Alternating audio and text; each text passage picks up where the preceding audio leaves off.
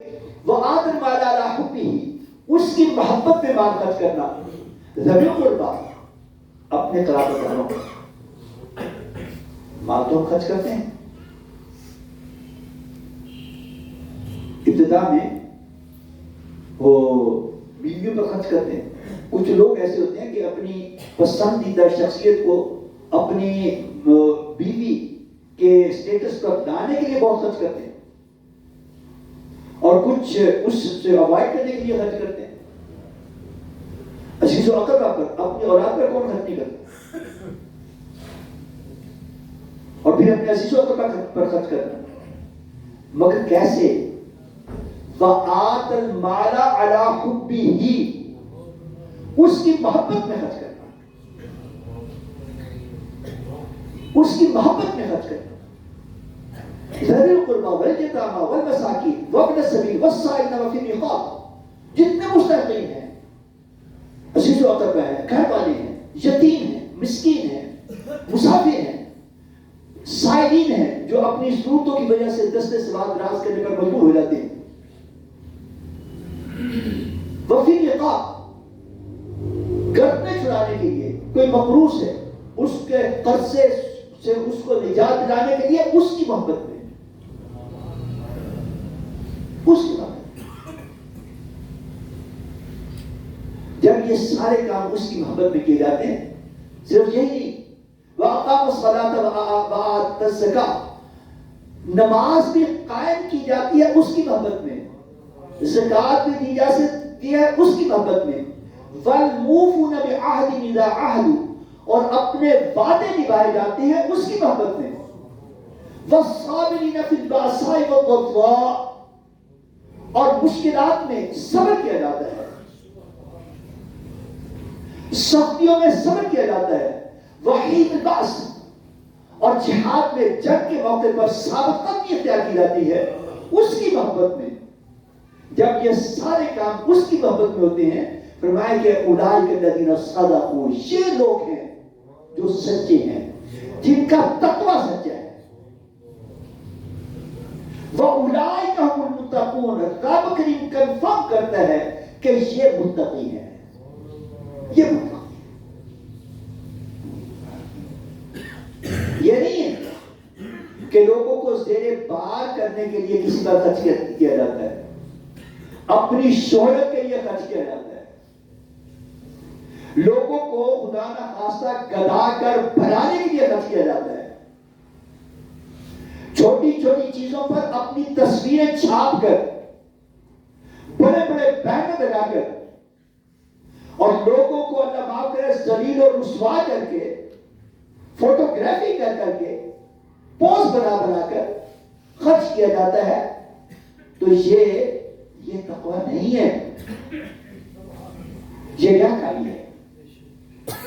اور نبی رحمت اللہ صلی اللہ علیہ وسلم فرماتے ہیں کہ ریاکاری شرک میں سے ہے، اور ان الشرک لظلم عظیم، شرک سب سے بڑا ظلم ہے، سب سے بڑا ظلم. ہاں، یہی کام بھلے دکھا کر کیا جائے، اعلان کر کے کیا جائے، شہرت کے ساتھ کیا جائے، خوب ڈنڈورے پیٹے جائے، اگر دل سے اس کی محبت کی خاطر ہے تو یہ تقویٰ ہے. بنیاد جو ہے نا رب کریم کی رضا ہے، اور اسی کی ناراضگی سے بچنے کی کوشش ہے. جب یہ دونوں کام اس کی محبت میں کیے جائیں گے، اس کے تعلق کے حوالے سے کیے جائیں گے. والذین آمنوا اشد حبا للہ، جو ایمان والے نا، رب نے خود فرماتا ہے جتنا ایمان زیادہ ہوگا نا، جتنا ایمان زیادہ ہوگا اتنی ہی اللہ سے زیادہ محبت ہوگی. والذین آمنوا اشد حبا للہ، ایمان والے اللہ سے شدید محبت کرتے ہیں. اور اللہ سے شدید محبت کیسے کرنی ہوتی ہے؟ کیسے کرنی ہوتی ہے؟ اللہ اکبر، اللہ اکبر، اللہ اکبر، اللہ اکبر. خدا کی رضا چاہتے ہیں تو عالم، خدا چاہتا ہے رضائے محمد صلی اللہ علیہ وسلم۔ فرمایا کہ قل، اے محبوب کریم آپ فرمائیے، ان کنتم تحبون اللہ، ارے لوگوں اگر تم اللہ سے محبت چاہتے ہو، اللہ سے محبت چاہتے ہو، ایمان کی عظمت تو یہ ہے نا کہ اللہ سے محبت ہو۔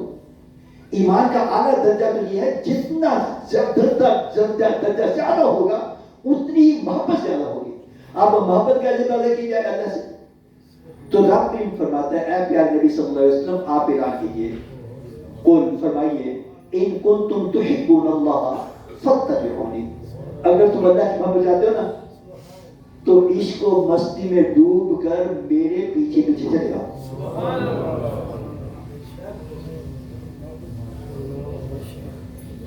محبت کے ساتھ، وارفتگی کے ساتھ میرا اتباع کرو۔ یحببکم اللہ، رب کریم خود تم سے محبت فرمائے، تم اللہ کے محبوب ہو پورے وقت۔ تو رب کریم نے خود اپنی محبت کا جو راستہ دیا بتایا وہ اپنے محبوب کریم علیہ الصلوۃ والتسلیم کا اتباع ہے کہ ان کی پیروی کرو۔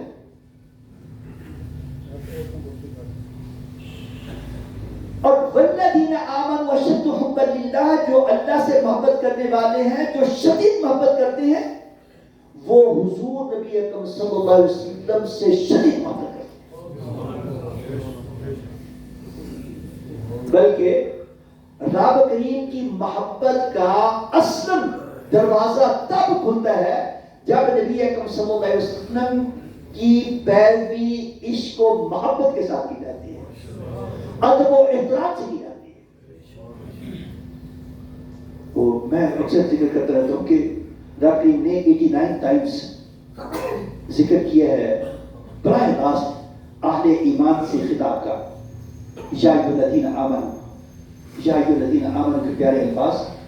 سب سے پہلی مرتبہ جب اس کا ذکر ہوا نا تو یہ رب نے فرمایا کہ یا ایھا الذین آمنوا لا تقولوا راعنا وقولوا انظرنا، اے ایمان والو میرے محبوب کریم علیہ الصلوۃ والتسلیم کی بارگاہ میں تم نے راعنا نہیں کہنا، تم نے کوئی نامناسب قسم کا لفظ نہیں استعمال کر لینا۔ میرے ایک بڑے پیارے بھائی عزیز وہ پرسوں ذکر کر رہے تھے کہ 9th کا جو سلیبس ہے نا اسلامیات کا، اس میں انہوں نے مجھے اس کا وہ پرنٹ کی فوٹو بھی بھیجی، اس میں نبی اکرم صلی اللہ علیہ وسلم کے لیے خاکسار کا لفظ لکھا ہوا ہے کہ آپ خاکسار تھے، بڑے خاکسار تھے۔ تو کیا امتی کو نبی اکرم صلی اللہ علیہ وسلم کے لیے ایسا لفظ کہنا مناسب ہے؟ ہرگز ہرگز ہرگز ہرگز نہیں۔ نبی اکرم صلی اللہ علیہ وسلم اگر اپنے بارے میں خود فرمائیں تو وہ فرما سکتے ہیں۔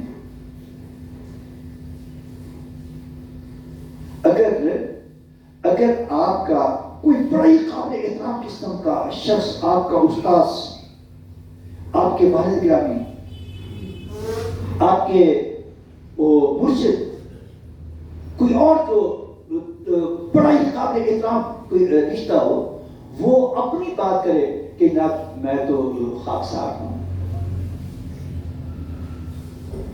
اس کا کسی کا کہنا اور بات۔ کیا وہ کسی شاگرد کے لیے اپنے استاد کے بارے میں یہ کہنا مناسب ہوگا؟ کیا کسی اولاد کا اپنے والدین کے بارے میں یہ کہنا مناسب ہوگا؟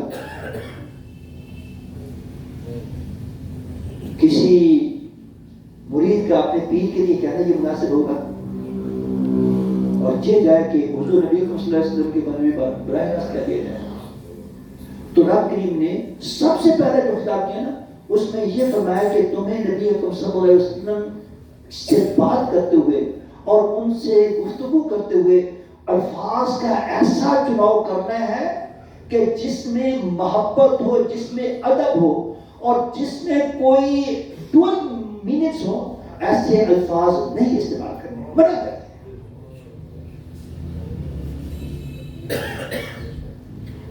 اور کہیں فرمایا شاہد الذین آمنوا لا تقدموا بین یدی اللہ ورسولہ، اے ایمان والو اللہ اور اس کے رسول سے آگے بڑھنا۔